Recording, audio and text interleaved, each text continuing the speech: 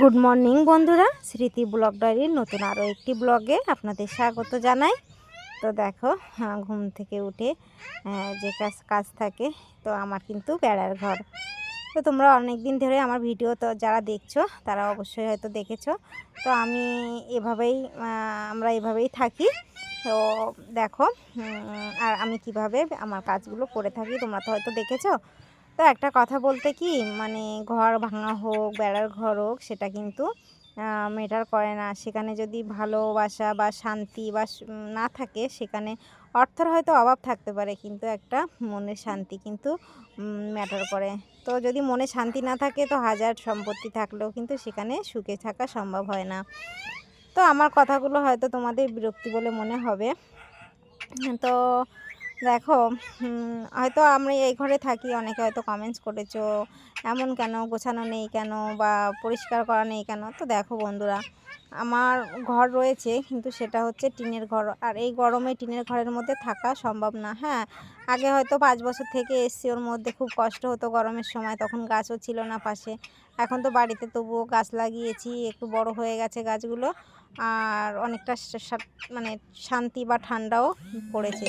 তো তোমরা দেখলে যে আমি বিছানাটা কিন্তু পরিষ্কার করে নিয়েছি, আর এদিকে দেখো ঝাঁটা নিয়ে চলে এসেছি। তো প্রথমে রান্নার চালা যেটা আছে সেটা কিন্তু ঝাড়ু দিয়ে নিচ্ছি।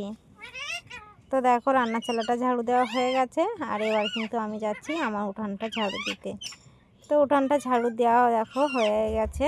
তো তোমাদের সাথে সেটুকু আর ক্লিপসটা নেইনি। তো এই যে দেখো, এবার চলে যাচ্ছি ওই রাস্তাটা ঝাড়ু দিতে। তো দেখো, রাস্তাটা ঝাড়ু দিয়ে সোজা কিন্তু আমার সামনের উঠানেই কিন্তু নিয়ে এসেছি। তো দাদা ভাইয়ের যে পাশে গাড়ি রাখে ওই সাইডটাও কিন্তু ঝাড়ু দিয়ে পরিষ্কার করে নিয়েছি প্রথমে ওই উঠানটা, আর এবার দেখো সামনের উঠানটা কিন্তু পরিষ্কার করে নিচ্ছি। তো এই যে এই ভাঙা গড়া মানুষের জীবন, কার কখন কিভাবে কোথায় থাকতে হবে। তো এই যে দেখো, আর একটা কাজ কিন্তু করে নিয়েছি, কি বলো তো, নাইটির মধ্যে একটা প্যান্ট পরে নিয়েছি। তার একটাই কারণ, এখন যাব জেঠিমার গাছের ডাল কাটতে। তো জেঠিমার কিছু আম গাছে এবার কোনো আম হয়নি, আর কিছু ডাল আগার দিক দিয়ে শুকিয়ে যাচ্ছে, আর জেঠিমার আম বাগানটা একটু চারি সাইড দিয়ে বেড়া দেবে। তো সেই কারণেই কিন্তু ডাল কাটতে হবে। তো জেঠিমা ডেকে গেল। তো এই যে দেখো, আমি কাজগুলো গুছিয়ে নিয়েই তারপরে যাব হচ্ছে ডাল কাটতে।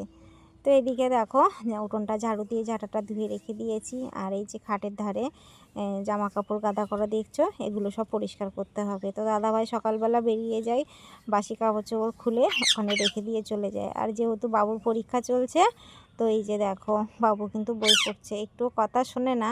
তো জানি না আজকে কি উদয় হয়েছে, দেখো বই নিয়ে বসেছে। তো কতক্ষণ থাকবে সেটাও জানি না, হয়তো 2 মিনিট থেকে 3 মিনিট।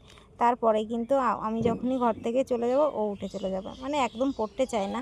তবে যেটুকু মানে ধরে বেঁধে পড়ানো হয়, মানে মনে রাখার ক্ষমতাটা আছে বা মনে রাখতে পারে। তো এই যে দেখো বন্ধুরা, খাটের তলাটা পরিষ্কার করে নিয়েছি। তো রোজ যদি মোছা হয় তো অনেকটা ধুলো জমবে না, আর পরিষ্কার করতেও কষ্ট হবে না। তো এবার থেকে ভেবেছি প্রতিদিন পরিষ্কার করে নেব। যেটুকু জায়গায় থাকা হয়, খাওয়া হয়, সেই জায়গাটা যদি পরিষ্কার করা না থাকে তো খুবই বিরক্তি লাগে।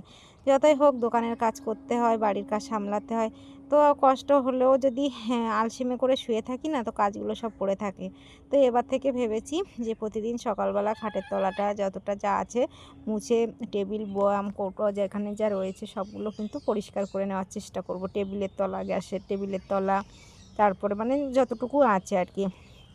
আর ঘরের মেঝোটা তো কাঁচা, তো ঘরের মেঝোটা সপ্তাহে একদিন করে কিন্তু গোবর দিয়ে নিই, সেটা হচ্ছে বৃহস্পতিবার বা বুধবার, দুদিনে একদিন হোক আমি গোবর দিয়ে নিই। তো এইভাবেই চলতে থাকে আমার সমস্ত দিনের কাজকর্ম। তারপরে স্নান করে পুজো দেওয়া আছে। তো বাবু এখন তো বড় হচ্ছে, ওকে তো শেখাতে হবে। তো ও অনেক কিছু, সূর্যের প্রণাম মন্ত্র, আচমন মন্ত্র, তুলসী গাছে জল দেওয়া মন্ত্র, অনেক কিছুই কিন্তু ও শিখে গেছে, আর ওরও কিন্তু দীক্ষা হয়ে গেছে। তো সব মিলিয়েই কিন্তু এভাবেই আমাদের চলতে থাকে। আর বাবুকে পূজা দেওয়াচ্ছি তার একটাই কারণ, ও যেন ছোটো থেকে সব কিছু শিখে নেয়। তো আমার দেখো ঘর মোছাটা হয়ে গেছে। তো চলো, এবার কিন্তু থাল বাসন যেগুলো আছে সেগুলো মেজে ধুয়ে নেব। তো দেখো বন্ধুরা, চলে এসেছি। আর এই যে দেখো, তো আমার হাসি লাগছে, জেঠিমা দেখো ওই যে মাথায় চলে গেছে। তো ওখানে একটা গাছ আছে, এখানেও একটা আছে। তো এই যে দেখো, আমাকে নিয়ে এসছে। আমি কিন্তু এখন এই বাগানের মালিক, যেহেতু দা আমার হাতে, তো এই দুটো ডাল কিন্তু কাটতে হবে। তো চলো কেটে নিয়ে তারপরে দেখাচ্ছি তোমাদের। তো এদিকে দেখো আমার ছেলে ফোনটা রেখে দিয়েছিলাম, ভাবলাম কেটে দেখাবো, তো দেখো চলে এসছে। আর জেঠিমাও বলছে দেখো কি মেয়ে ছেলে রে বাবা, কাছে উঠে ডাল কাটছে। তো সবাই জানে আমি, আর একটা কথা বলতে কি আমরা গ্রাম্য পরিবেশে মানুষ হয়েছি, তো আমরা সমস্ত কাজ ছোটোবেলা থেকে গাছে ওঠা, আম পাড়া, জাম পাড়া সব কিছুই করেছি।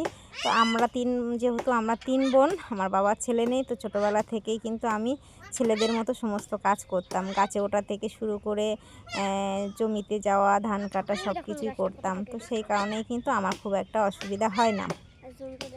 তো আমি চেষ্টা করি যে একটা ছেলে হয়ে যত, হয়তো ছেলের অভাবটা পূরণ করতে পারবো না, কিন্তু কিছু হলেও তো সেই কাজগুলো বা সেই জায়গাগুলো কিছুটা হলেও পূরণ করতে পারবো। সেই কাজগুলো হয়তো সবটা করতে পারবো না, এই একটা মন মানসিকতা আমার প্রথম থেকেই ছিল। তো এই যে গাছের ডাল, গাছে তো সবাই উঠতে পারে না। আর এই যে দেখো আমি কিন্তু আগে দুটো গাছে উঠে ডাল কেটে দিয়ে নামিয়ে দিয়েছি, সেগুলো তোমাদের সাথে দেখাইনি। আর আমার ছেলে এসে দেখো ভিডিও করছে, তো ভাবলাম তা করেছে যখন তাহলে শেয়ার করি। এটা তো কোনো চূড়া বা কোনো খারাপ কিছু না, গাছে উঠে ডাল কাটছি। তো একটা ছেলে যদি কাজ করতে পারে, তো একটা মেয়ে বা একটা ঘরের বউ করলে সমস্যা কোথায়? তো দেখতেই পেয়েছো গাছের ডালটা এই দিকটা পুরো কিন্তু শুকিয়ে গেছে। তো গাছের ডালগুলো কেটে দিলে কি হবে, মানে বাগানটাও একটু ফাঁকা হয়ে যাবে, আর উপর দিক থেকে কিন্তু মানে পালসি ছেড়ে মানে গাছটা আরও ভালো হবে। তো এই যে দেখো এই দুটো ডাল খুব বেঁকা আর শুকিয়েও গেছে, তো সেই কারণে কিন্তু কেটে দিচ্ছি। তো কেটে দিচ্ছি তার একটাই কারণ, জেঠিমা ওই সাইডে বেড়া দিয়ে দেবে, চারি সাইডে। তো আম বাগানে প্রচুর খোলামেলা রয়েছে, তো সেই কারণে। তো চলো গাছের ডাল কাটা হয়ে গেলে এবার কিন্তু বাড়ি গিয়ে স্নান করা রয়েছে, তারপরে রান্না করা রয়েছে, পুজো দেওয়া রয়েছে। তো এই যে দেখো গাছের ডাল কিন্তু নামিয়ে দিলাম। তো সবাই কম বেশি সবাই পছন্দ করে না, আবার হয়তো সবাই ভালোও বাসবে না, আমার এই গাছে ওঠাটা ভালোভাবে নেবে কিনা জানি না। তো আমি খুব ভালোবাসি গাছে উঠে, মানে গাছে ওঠা, ফল পাড়া, আমার এগুলো খুব মজা লাগে। তো যাই হোক সব কিছু ছেড়ে গুছিয়ে রেখে দেখো এদিকে চলে এসেছি। আর এসে দেখো স্নান করে নিয়েছি, থাল বাসন মেজে ধুয়ে পুজো দিয়ে নিয়েছি। তো গাছে যেদিন যেমন ফুল ফোটে, আর আমি পুজো দিলে আমার ভিডিওগুলো খেয়াল করে দেখবে একই রকমভাবেই কিন্তু আমার সাজানো হয়। তো আমি সব দেবতাকে সব রকম ফুল দিই না, আমি যে দেবতার যে ফুলে দিলে হয় ঠিক সেই ঠাকুরের সামনে সেই ফুলটা দিই। যেমন গণেশকে সাদা ফুল দেওয়া যায় না, আবার লক্ষ্মীকে সাদা ফুল দিই না, তার ঘটে দিই, তার কারণ নারায়ণ লক্ষ্মী যেহেতু একসঙ্গে রয়েছে, সেই কারণে কিন্তু ঘটের উপরে আমি সাদা ফুল মিলতে সব থাকি। আর তারপরে দেখো চলে এসেছি রান্না করতে, আলু, মিষ্টি কুমড়ো আর সয়াবিন। আর এদিকে রয়েছে ভিন্ডি আলু ভাজা। তো এই যে দেখো ভিন্ডি আলু ভাজা করে নিয়েছি, আর আলু, সয়াবিন, মিষ্টি কুমড়োটা রান্না করে নিয়েছি। তো গ্যাসটা নামিয়ে রান্না করছি তার একটাই কারণ, গ্যাসের টেবিলের নিচে না সেই সব পড়ে গেছে, ওটা আবার ভালো করে বাড়তে হবে, তো সেই কারণে। তো যাই হোক চলো রান্না বান্না করে এবার দোকানে যাব।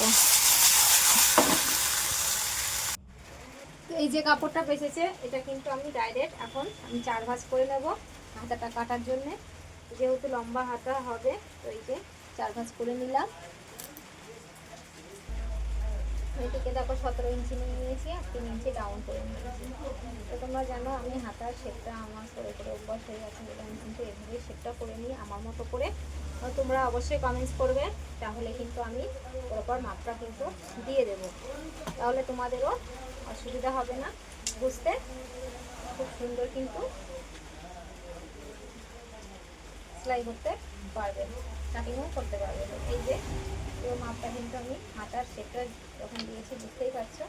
তো এই যে পুরো স্ট্রাকচারটি কিন্তু আমার হয়ে গেছে। বন্ধুরা বাইরে প্রচণ্ড শব্দ হচ্ছে, তার একটাই কারণ উপরে বিল্ডিংয়ের কাজ চলছে, তো সেই কারণে কিন্তু জল পড়ছে উপর থেকে, তো বৃষ্টির মতো দেখো শব্দ হচ্ছে। কীভাবে ডাউন করো বা কাটিং করো অবশ্যই কিন্তু আমাকে জানাবে। তো এই যে হাতাটা কাটিং হয়ে গেল। তো এবার এই যে কাপড় রয়েছে এটা দিয়ে গলার পট্টি, ফুল যেগুলো বাকি আছে, দড়ি ফিতে এগুলো করে নেব। আর এবার এই চুড়িদারটা কেটে নেব। এই চুড়িদারটা দেখো পিন আপ করা রয়েছে, তো পিন আপগুলো কিন্তু খুলে নেব। তো প্রচুর পরিমাণে শক্ত করা পিন আপ করা রয়েছে।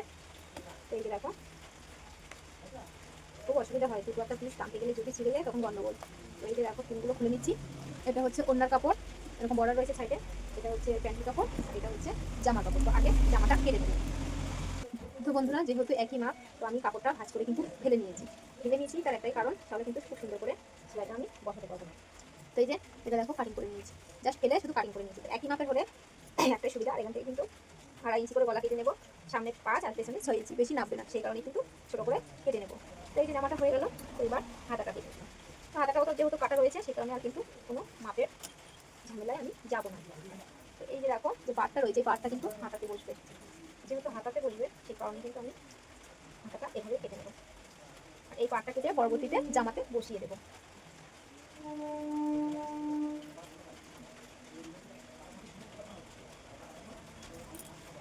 এই যে হাতাটা পুরো ভাঁজ করে নিয়েছি, এটা করে এবার এইভাবে কিন্তু কেটে নেবো।